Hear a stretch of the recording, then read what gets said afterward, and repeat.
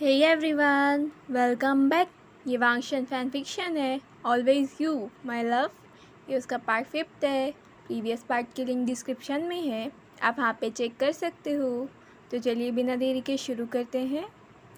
वांगजी और विंग दोनों सो रहे होते हैं, लेकिन उनमें से केवल विंग ही होता है जो कि आराम से सो रहा होता है, वांगजी नहीं, क्योंकि विंग की स्लीपिंग हैबिट सच में बहुत ज़्यादा वियर्ड और हॉरिबल थी, जिनकी वजह से वांगशी बिल्कुल भी नहीं सो पा रहा था ठीक से।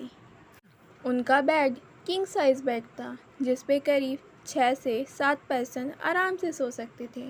लेकिन अगर सोने वाला पर्सन विंग हो तो समझ जाओ कि उसे वो बेड उसके अकेले के लिए भी छोटा पड़ जाए, और जो पर्सन उसके बराबर में सोए उसकी तो नींद ही उड़ जाए।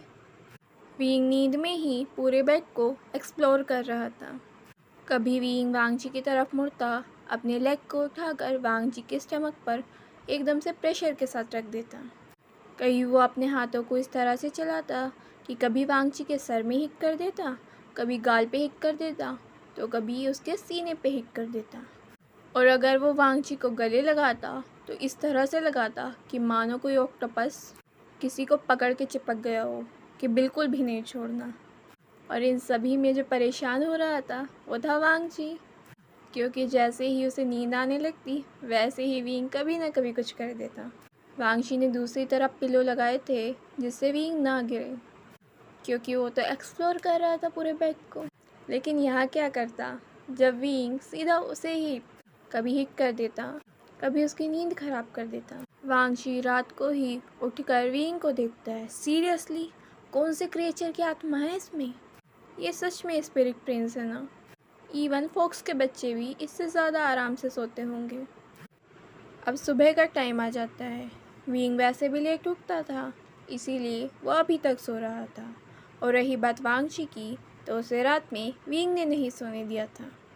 इधर जिंगी सोचता है, क्या हुआ ब्रदर, अभी तक क्यों नहीं आए? ये तो सुबह की ट्रेनिंग का टाइम है और वो कभी भी लेट नहीं हुए। आखिर चल क्या रहा है पूरे रैलम में? कल उन्हें थ्रोन दिया जाना था, लेकिन वो भी कैंसिल कर दिया गया। ये सोचता हुआ वो वांगची के रूम की तरफ चला जाता है। किसी के भी रूम में कोई भी बिना नॉक किए नहीं जा सकता था, लेकिन जिंगे वांगची का ब्रदर था और उसकी ये हैबिट थी कि वो वांगची के रूम में कभी भी बिना नॉक किए चले जाता था। जिंगे वांगची के रूम का डोर ओपन करता है, एंट्री करता है, और एंट्री करते ही वो एकदम से हैरान हो जाता है। उसकी आंखें बड़ी हो जाती हैं और उसका मुंह खुला का खुला रह जाता है। पहला तो यही कि वांगशी के रूम में विंग था और वो उसी के साथ बेड पर सो रहा था। लेकिन उससे भी ज़्यादा हॉरिबल ये था कि वांगशी तो बिल्कुल सही से सो रहा था, लेकिन विंग दूसरी डायरेक्शन में अजीब सी पोजीशन में सो रहा था। जहाँ उसका सर होना चाहिए वहाँ पर पिलो पर उसके पैर थे। विंग एकदम से मूव करता है और उसका पैर वांगची के शोल्डर से हिट हो जाता है, और एकदम से वांगची अपनी आंखें खोलता है। आंखें खोलते ही वांगची विंग को देखता है और सोचता है, सीरियसली? तभी जिंगे बहुत तेज की हंसने लगता है। उसने ये कभी नहीं सोचा था कि कोई उसके ब्रदर के साथ ऐसा भी कर सकता है। वांगशी उसकी तरफ देखता है, तुम यहाँ क्या कर रहे हो? जिंगे बोलता है, आप सुबह की ट्रेनिंग के लिए नहीं आए थे, तो मैं आपको देखने आ गया कि पता नहीं क्या बात हो गई, आप कभी लेट होते तो नहीं हैं। उसके बाद वो विंग को देखता है, लेकिन अब मुझे रीज़न समझ में आ गया। वांगची जिंगे को घूर के देखता है, जिंगे। जिंगे बोलता है, वैसे यहाँ पर ब्रदर इन लोग कर क्या रहे हैं? वांगची जिंगे को घूर के देखता है। जिंगे बोलता है, ओके ओके, मैं नहीं पूछ रहा कुछ भी। उसके बाद वो विंग को देखता है। विंग सोते हुए बिल्कुल एक क्यूट बेबी की तरह लग रहा था, जिसने सोते हुए पार्क बना रखा था। उसके गाल फूल रहे थे, बहुत ज़्यादा चबी और क्यूट लग रहे थे कि उन्हें देखकर किसी का पिंच करने का मन करे। जिंगे विंग के गालों को टच करने ही वाला होता है कि वांगची उसके हाथ को दूर हटा देता है। जिंगे बोलता है, क्या ब्रदर, मैं बस टच ही तो कर रहा था। उसके बाद वो दोबारा ट्राई करता है और वांगची फिर से उसके हाथ को हटा देता है। जिंगे बोलता है, उफ ब्रदर, क्या आप अपना ये पॉसेसिव होना बंद करोगे? ऐसा नहीं है कि मैं अगर इसके गालों को टच कर लूँगा तो मैं इसे यहाँ से भगा के ले जाऊँगा और मैं ही शादी कर लूँगा। वांग जी उसे घूर के देखता है, बिल्कुल ऐसे कि अगर उसकी जगह कोई और हो तो वांग जी को भी नहीं पता कि उसका फिर वो क्या करेगा। लेकिन जिंगे वांग जी को ऐसे देख के हंसने लगता है क्योंकि उसे ऐसे अपने ब्रदर की आदत थी। जिंगे हंसते हुए बोलता है, आप और आपका ये लिटिल हस्बैंड दोनों कुछ ज़्यादा पॉसेसिव नहीं हो? जिंगी को वीइंग से कोई प्रॉब्लम नहीं थी। इनफैक्ट उसे वीइंग काफ़ी ज़्यादा प्यारा लगता था, लेकिन उसे पसंद नहीं था कि किस तरह से वीइंग वांग जी की सारी अटेंशन अपनी तरफ करने की कोशिश करता था और वो उसको अपना हस्बैंड क्लेम करके पॉसेसिवनेस शो करता था। पर जिंगे को भी वीइंग को ऐसे किलसाने में मज़ा आता है। जिंगे वांग जी की तरफ देखते हुए बोलता है, वैसे ब्रदर, अगर वीइंग आज भी वैसा ही है ना तो मैं बता रहा हूँ मैं इसे बहुत ज़्यादा किलसाने वाला हूँ। वांग जी बोलता है, तुम ऐसा कुछ नहीं करोगे। जिंगे बोलता है, और क्यों ना करूँ मैं? आप कुछ ज़्यादा ही नहीं बदल गए। उसके बाद वो वीइंग की तरफ देखते हुए बोलता है, वैसे ब्रदर, क्या टैलेंट है सोने का, है ना? ऐसे दूसरों को पीटते हुए सोना। और मैं यहाँ पे इतनी देर से बोल रहा हूँ, ये तब भी इतने आराम से सो रहे हैं। और वो फिर से वीइंग के गालों को टच करने वाला होता है, लेकिन फिर से वांग जी उसके हाथ को हटा देता है। जिंगे वांग जी की तरफ मुंह बनाते हुए देखता है। वांग जी बोलता है, जाओ, अदरवाइज़ मैं तुम्हें तुम्हारे कमरे में बंद करने की सज़ा दे दूँगा। ये सुनते जिंगे डर जाता है और वो जल्दी से वहाँ से चला जाता है। कल का फंक्शन जिसमें वांग जी को थ्रोन दिया जाना था वो कैंसिल हो गया था, लेकिन उसके बाद शावू वापस नहीं गई थी मुनरलम। उसने यहाँ पर फोक्सरलम में ही रुकने की परमिशन मांगी थी। उसका रीज़न यहाँ पर रुकने का था वांग जी। वो सोचती है उसे किसी भी तरह वांग जी को इम्प्रेस करना ही होगा, और वैसे भी वही तो काबिल है वांग जी के लिए। वांग जी म्यांमार और आयुआन से कुछ बात कर रहा होता है उनके रुकने के रिगार्डिंग, कि आखिर अब वो कैसे रुकेंगे और उन्हें क्या करना है। तभी वहाँ पर वीइंग एकदम से तेज़ी से दौड़ता दौड़ता आता है और वांग जी को एकदम उछलकर बंदर की तरह गले लगा लेता है। वो अपने हेड को वांग जी की नेक में छुपा लेता है, उसकी फ्रेग्रेंस को स्मेल करने की कोशिश करता है और एक बड़ी वाली स्मेल करता है। वांग जी उसे संभाल लेता है जिससे कि वीइंग ना गिरे। म्यांमार बोलती है, वीइंग, क्या तुम नॉर्मल पर्सन की तरह हरकत नहीं कर सकते? तुम एक स्पिरिट प्रिंस हो। तो ये पीछे से जिंगी आता है और वो बोलता है, सच में आपको यकीन है कि ये स्पिरिट प्रिंस है? मुझे तो लगता है कि ये बंदर है, और आई थिंक बंदर होना इन पे ज़्यादा सूट करेगा।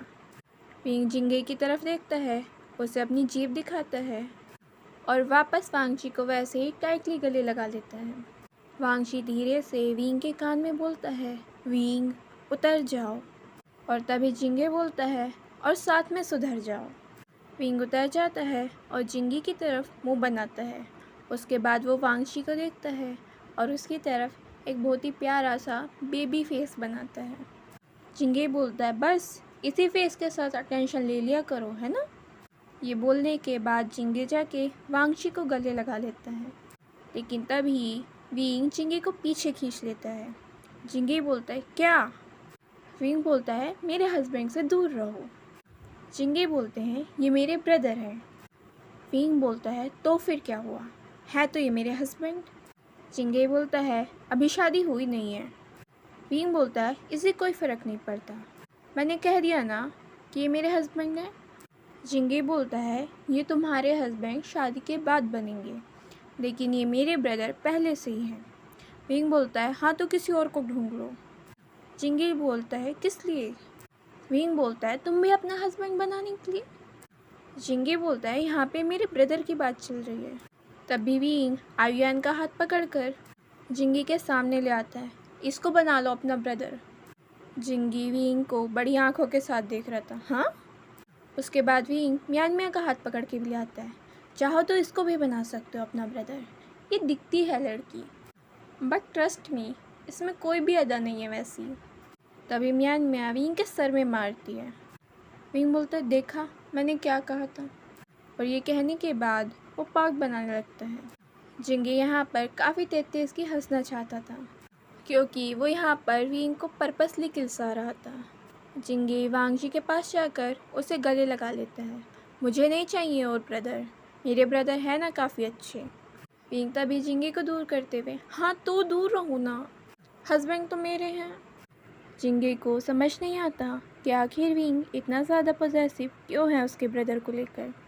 पर जो भी हो, उसे भी विंग काफ़ी ज़्यादा क्यूट लगता है, स्पेशली तब वो इरिटेट होकर डिफरेंट टाइप के फेसेस बनाता है। विंग ने पार्क बना रखा था और जिंगे का मन करता है कि वो उसके गालों को पिंच करे, क्योंकि वो काफ़ी ज़्यादा क्यूट लग रहा था। वो अपने हाथ से विंग के गाल को टच करने ही वाला होता है कि एकदम से वांगजी हटा देता है उसके हाथ को। जिंगे वांगजी की तरफ मुंह बनाते हुए देखता है। अपने दूसरे हाथ से विंग के दूसरे गाल को टच करने वाला होता है और वांगजी फिर से ऐसा करता है। जिंगे दोनों की तरफ इरिटेट होते हुए देखता है। सीरियसली, क्या हो तुम दोनों? आखिर इन दोनों में से कौन ज़्यादा पॉसेसिव है? विंग बोलता है हस्बैंड्स। जिंगे बोलता है सीरियसली, तुम और तुम्हारा ये हस्बैंड वाला कार्ड। विंग बोलता है तुम और तुम्हारा हमारे बीच में थर्ड व्हील बनने वाला काम। और उसके बाद विंग वांगजी के गालों पर किस कर लेता है।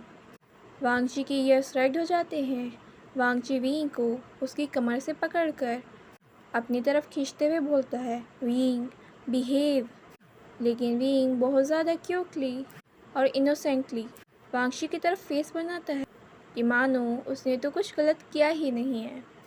वांगजी विंग को अपनी आंखें दिखाने की कोशिश करता है, लेकिन विंग वांगजी की तरफ स्माइल करते हुए बोलता है हैंडसम गगा, प्यारे गगा, और बहुत ज़्यादा क्यूटली पार्क बनाते हुए देखता है। वांगजी बोलता है विंग। विंग फिर से बोलता है हैंडसम गगा, प्यारे गगा, प्लीज़ स्माइल करो ना, ऐसे फेस मत बनाओ। आयुन बोलता है ब्रदर वे सच में अजीब है। म्यांमा बोलती है ये अजीब नहीं, ये शेमलेस है। उसके बाद म्यांमा जाकर विंग को पकड़कर वहाँ से खींच लेती है और विंग को वहाँ से ले जाने लगती है। विंग बोलता है हे, तुम मुझे मेरे हस्बैंड से दूर नहीं कर सकती। म्यांमा बोलती है तलाक नहीं करवा रहे तुम्हारा, तुम्हें यहाँ से ले जा रही हूँ ताकि तुम अपने बोलने पे थोड़ा कंट्रोल कर सको। तुम बोलने से पहले बिल्कुल भी एक बार नहीं सोचते ना। विंग वांगजी की तरफ फिर पार्क बना के देखता है। हस्बैंड अपना ध्यान रखना, ये क्रूल लेडी मुझे यहाँ से ले जा रही है। म्यांमा विंग के सर में हिट करती है, थोड़ी तो शर्म करो, और उसे वहाँ से ले जाती है। वांगजी इस चीज़ को एडमिट करे या ना करे, लेकिन उसे विंग का ये रूप काफ़ी ज़्यादा क्यूट लगता है। और जब विंग उसे हस्बैंड बुलाता है तो उसके ईयर्स अपने आप रेड हो जाते हैं और उसकी हार्ट बीट वैसे ही फास्ट हो जाती है। और जब विंग इस तरह से उछलकर उसे गले लगाता है तो उसे समझ नहीं आता। उसे लगता है कि कहीं ना कहीं विंग उसकी इन हार्ट बीट को सुन ना ले। और जब विंग उस पर पॉसेसिवनेस शो करता है तो उसे काफ़ी ज़्यादा अच्छा लगता है, लेकिन उसे भी नहीं पसंद कि कोई और विंग को टच करे। इवन जिंगे भी, विंग उसका है, वो किसी और को कैसे अलाउ कर सकता है कि कोई और उसके बॉय को टच करे। माना कि वो क्यूट है, क्यूट फेसेस बनाता है, किसी का भी दिल करेगा कि उसके गालों को टच करे, तो भी क्या हुआ, विंग पूरा का पूरा उसका है और केवल उसी का हक है विंग के गालों को भी पिंच करने का। वांगजी खड़ा हुआ सोच ही रहा होता है और वो उसी डायरेक्शन में देख रहा था जिधर से विंग गया था। जिंगे अपने ब्रदर को देखता है कि वो तो अपने ही ख्यालों में खो गए। वो वांगजी के सामने आता है, अपने हाथ को हिलाता है। वांगजी एकदम मानो होश में आता है। जिंगे हंसने लगता है और बोलता है ब्रदर वो जा चुके हैं। वांगजी उसे घूर के देखता है, लेकिन जिंगे को और ज़्यादा हंसी आने लगती है। उसके बाद वांगजी वहाँ से चला जाता है। जिंगे आयुन की तरफ देखते हुए बोलता है मैं समझ गया आखिर इन दोनों को एक दूसरे से प्यार क्यों हुआ, क्योंकि दोनों ही अजीब हैं। तो गाइस आज के लिए बस इतना ही।